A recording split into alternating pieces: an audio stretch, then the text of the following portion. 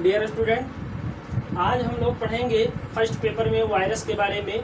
यानी कि जो फर्स्ट पेपर आपका है diversity of virus bacteria and fungi, तो उसमें हम लोग आज पढ़ेंगे टीएमवी के बारे में, टोबैको मोज़ेक वायरस के बारे में आज हम स्टडी करेंगे। वैसे तो वायरस के बारे में जो इंट्रोडक्शन है, जो उसका शेप साइज है, जो उसकी हिस्ट्री है, वो ऑफलाइन क्लासेस में हम आपको बताएंगे। लेकिन हमने आपसे कहा था कि जो है ऑनलाइन क्लासेस में हम इम्पॉर्टेंट पॉइंट्स के बारे में स्टडी करेंगे। तो आज हम लोग पढ़ने वाले हैं टीएमवी के बारे में, टोबैको मोज़ेक वायरस के बारे में। सबसे पहले थोड़ा सा इंट्रोडक्शन आपको बता देते हैं कि जो वायरस होता है, वायरस क्या है? Connecting link between living and non living, यानी कि एक लिंक है लिविंग और नॉन लिविंग के बीच की। इसके अलावा जो स्टडी ऑफ वायरसेस ब्रांच होती है, वायरोलॉजी जिसको कहा जाता है। डिस्कवरी की बात करें तो वायरस की जो डिस्कवरी है वो एक रशियन बॉटनिस्ट इवानोव्स्की ने किया था इन निकोटियाना टोबैकम के लीफ में। इन्होंने देखा था कि जो है कुछ रॉड शेप्ड स्ट्रक्चर पाए जा रहे हैं और उनको बाद में जो है वायरस का नाम दिया गया। वायरस क्या है? पॉइजनस पार्टिकल होता है। तो ये पूरी की पूरी स्ट्रक्चर है टीएमवी वायरस की। ये स्ट्रक्चर जैसे अंगूर के गुच्छे को आपने देखा होगा, जैसे अंगूर का गुच्छा होता है उस तरह का स्ट्रक्चर जो है टीएमवी का दिखाई पड़ता है। कहाँ पर? अंडर इलेक्ट्रॉन माइक्रोस्कोप में। सबसे पहले हम फिगर को एक बार आपको समझा देते हैं। देखिए, ये पूरा का पूरा जो है एक रॉड है, टीएमवी रॉड है।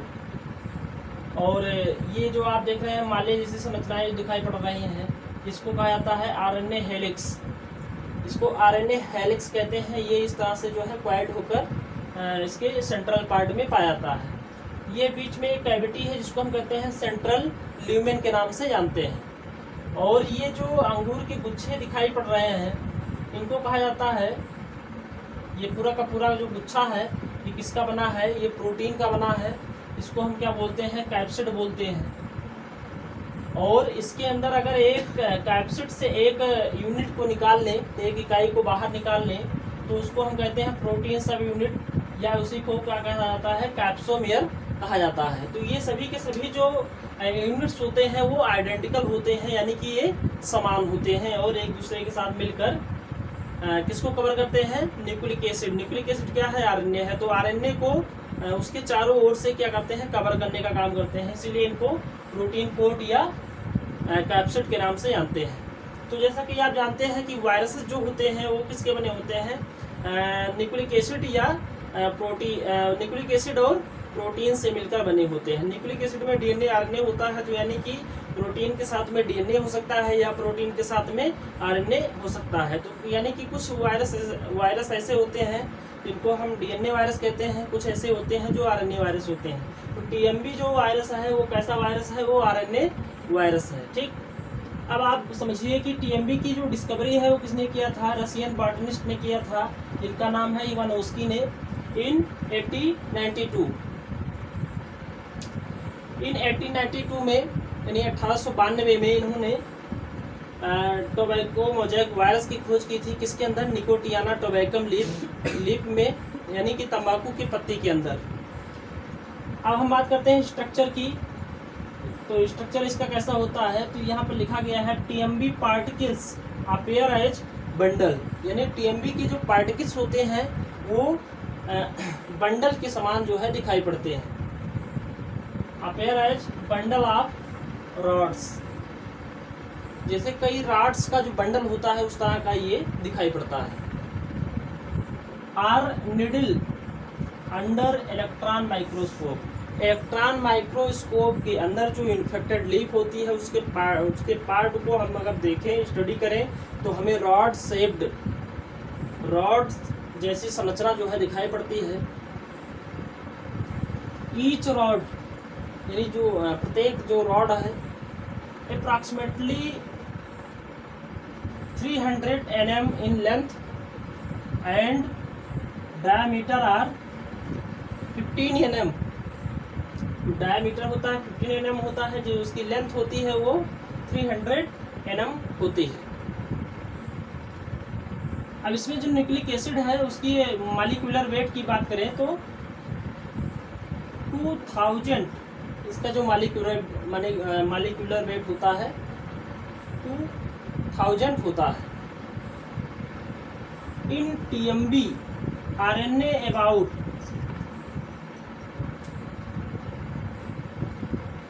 3300 angstrom in length. In TMB RNA about 3300 angstrom in length, यानी कि जो TMB के अंदर RNA होता है उसकी जो लेंथ होती है वो 3300 एंगस्ट्रॉम की होती है। TMB are single stranded RNA। जो TMB है वो कैसा वायरस है?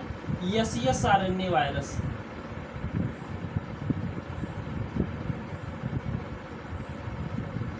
यस RNA वायरस का मतलब क्या है? Single stranded RNA virus. कुछ वायरसेस ऐसे भी होते हैं जो डबल स्ट्रैंडेड RNA वायरसेस होते हैं। तो TMB क्या है? ये सिंगल स्ट्रैंडेड RNA वायरस है। Standard RNA virus and protein coat. एक TMB में क्या होता है? सिंगल स्ट्रैंडेड RNA होता है एंड प्रोटीन कोट यानी कि कैप्सिड होता है।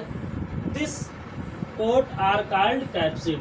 ये पूरा का पूरा जो आवरण है प्रोटीन कोट है, प्रोटीन का बना हुआ, तो ये इसको हम क्या कहते हैं? साइंटिफिक टर्म क्या है? कैप्सिड इसे कहा जाता है।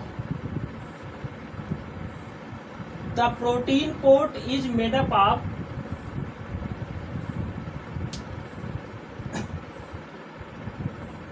2130 identical protein subunit.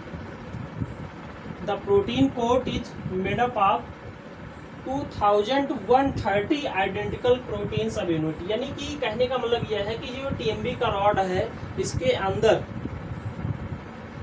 जो कैप्सोमेयर्स होते हैं, जो आइडेंटिकल सब यूनिट होता है, उसकी जो टोटल संख्या होती है वो कितनी होती है? 2130 2130 आइडेंटिकल प्रोटीन सब यूनिट से मिलकर यह पूरा का पूरा क्या बंडल बना होता है। इसी को हम क्या बोलते हैं? कैप्सोमेयर्स के नाम से जानते हैं। यानी कि आपसे पूछा जाए कि TMB का जो यूनिट्स होता है, जो उसकी इकाई है वो क्या है, तो आप बताएंगे कि वो उसको हम क्या कहते हैं? कैप्सोमेयर के नाम से जानते हैं। Each capsomere consist of a long chain of 158 amino acid. अगर एक कैप्सोमेयर्स की बात करें, जैसे मान लेते हैं ये इसको बाहर निकाला गया, ये एक कैप्सोमेयर्स है, तो इस आप जानते हैं कैप्सोमेयर्स किसका बना हुआ है? प्रोटीन का बना हुआ है। और प्रोटीन किसका बना होता है? तो प्रोटीन जो होते हैं उसकी जो इकाई होती है, उसकी जो यूनिट होती है वो क्या होती है? अमीनो एसिड होती है। तो एक कैप्सोमेयर्स के अंदर कितने अमीनो एसिड है? तो 158